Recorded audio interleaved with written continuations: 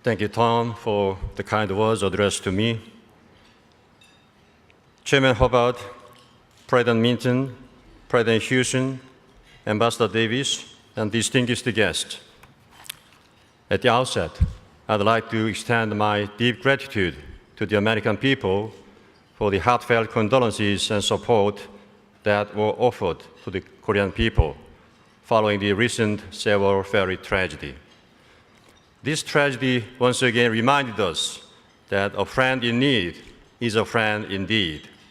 President Obama shared a moment of silence for the victims prior to the summit with President Park in Seoul. He presented her with the American flag from the White House. A magnolia tree planted on the White House lawn was also presented to Danwon High School in memory of the students who perished.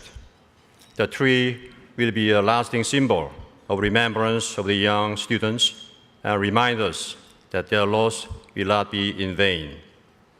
The touching words of sorrow written by the students of Thomas Jefferson High School also comforted the bereaved families. Indeed, all these reflected the true friendship and the enduring alliance between our two countries. Ladies and gentlemen, just 10 days ago, President Obama made his fourth visit to Korea. The fact that Seoul is his most frequently visited foreign capital speaks volumes about the state of Korea-US relations today. Prior to President Obama's visit to Seoul, one high-level US official told us that, quote, Korea is one of the most reliable countries among friends and allies, unquote. Reflecting this atmosphere, President Obama's latest visit to Korea served as a valuable opportunity to review the current status of our alliance and to build our future together. Our two leaders agreed upon a wide range of issues, including pressing security matters, mutually beneficial economic cooperation, a shared vision of a future Korean peninsula, and collaboration on various global agendas. In particular, amid tensions sparked by North Korea's threats of further provocations and of its fourth nuclear test, the two leaders reaffirmed that any further provocation will not be tolerated and will lead only to heightened pressure by the international community.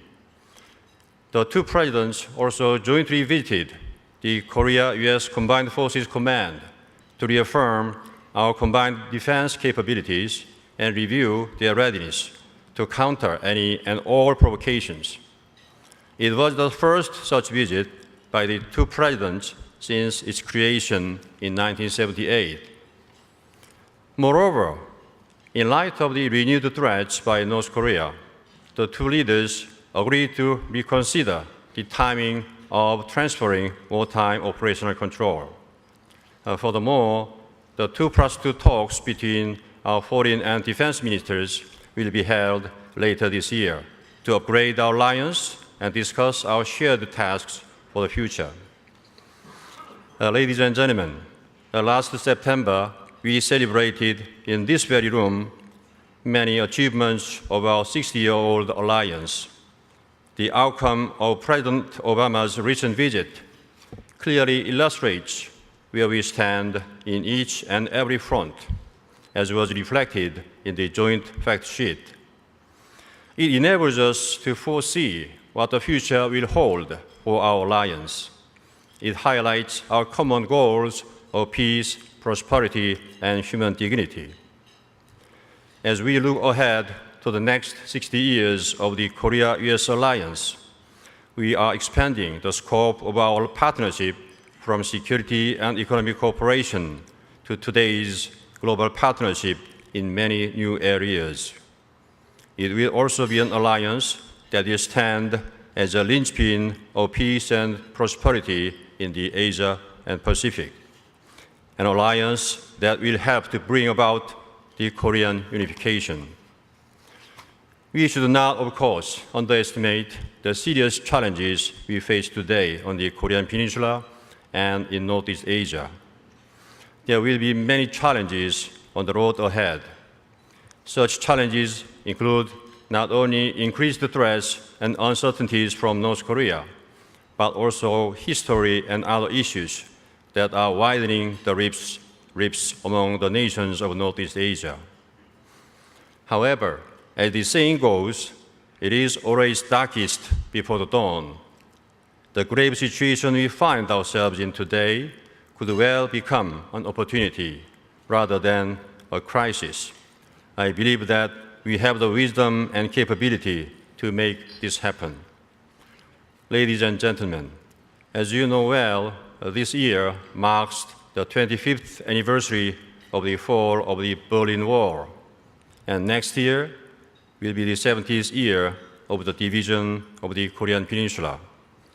As such, my government is stepping up its efforts to overcome the division of the Korean Peninsula and to pave the way for unification while trying to build sustainable peace. President Park laid out her vision for a unified Korea in Dresden during her visit to Germany last March. Through that speech, she offered 3 concrete and action-oriented proposals to North Korea. That is, to resolve the humanitarian problems of the people of the Korean Peninsula, to build infrastructure for the welfare and prosperity of the Korean nation, and to promote integration of the Korean people. She also emphasized the need for cooperation from the international community to make the vision of unification a reality, drawing lessons from this German experience.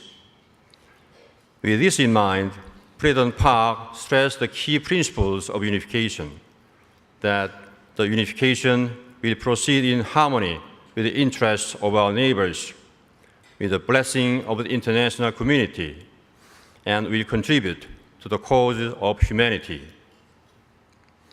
President Obama also supported the Korean people's desire for unification, expressing his support for President Park's vision laid out in her Dresden address. Beyond the Korean Peninsula, my government will continue to make efforts to transform the existing structure of distrust and conflict into a structure of trust and cooperation in Northeast Asia as well. Ladies and gentlemen, the Korea-US alliance has evolved over the last 60 years in an unprecedented way, thanks to the dedicated people on both sides of the Pacific, devoted to the cause of our alliance.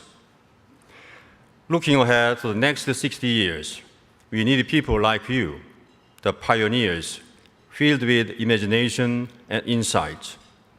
Because of the future we face together, the future of the Korea-US alliance will be quite different from today. For us to better cope with the challenges of tomorrow, we need more than government participation. More than at any other time in the past, the active participation and support of civic and business leaders are essential. It is for this reason that I wish to extend my special appreciation and sincere congratulations to Chairman Park Yong-man of the Tucson Group and President Marillyn A. Hewson of Lockheed Martin. These 2 recipients of this year's Van Fleet Award are recognized for their tremendous contributions to the economic cooperation between Korea and the United States. Congratulations to both of you. Finally, I'd like to express my appreciation to the Korea Society for the pioneering role it has played in making possible the best ever relations between US and Korea. Thank you very much.